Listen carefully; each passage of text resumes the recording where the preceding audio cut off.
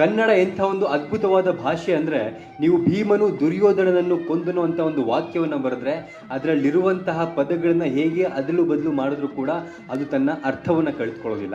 ಭೀಮನು ದುರ್ಯೋಧನನನ್ನು ಕೊಂದನು, ಕೊಂದನು ದುರ್ಯೋಧನನನ್ನು ಭೀಮನು, ದುರ್ಯೋಧನನನ್ನು ಭೀಮನು ಕೊಂದನು. ನೀವು ಹೇಗೆ ಹೇಳಿದ್ರು ಕೂಡ ಅದು ಒಂದೇ ಅರ್ಥವನ್ನು ಕೊಡುತ್ತೆ, ತನ್ನ ಅರ್ಥವನ್ನು ಅದು ಕಳೆದುಕೊಳ್ಳೋದಿಲ್ಲ. ಆದರೆ ಇಂಗ್ಲೀಷ್ನಲ್ಲಿ ನೀವು ಭೀಮಾ ಕಿಲ್ಡ್ ದುರ್ಯೋಧನ ಅಂತ ಬರೆದು ಒಂದೇ ಒಂದು ಪದ ಆ ಕಡೆ ಈ ಕಡೆ ಆದರೂ ಕೂಡ ದುರ್ಯೋಧನ ಕಿಲ್ಡ್ ಭೀಮ ಅಂತ ಆಗುತ್ತೆ, ಅದು ತನ್ನ ಅರ್ಥವನ್ನ ಕಳೆದುಕೊಳ್ಳುತ್ತೆ, ಮಹಾಭಾರತವೇ ಮೇಲೆ ಕೆಳಗಾಗ್ಬಿಡುತ್ತೆ. ಸೊ ಈ ಜಗತ್ತಿನಲ್ಲಿ ಓದಿದ್ದನ್ನೇ ಬರೆಯುವ, ಬರೆದಿದ್ದನ್ನೇ ಓದುವಂತ ಭಾಷೆ ಯಾವುದಾದ್ರು ಇದ್ರೆ ಅದು ನಮ್ಮ ಕನ್ನಡ.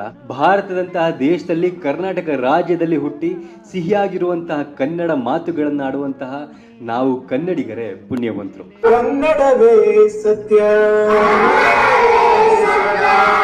ನಡವೇ ನಿತ್ಯ.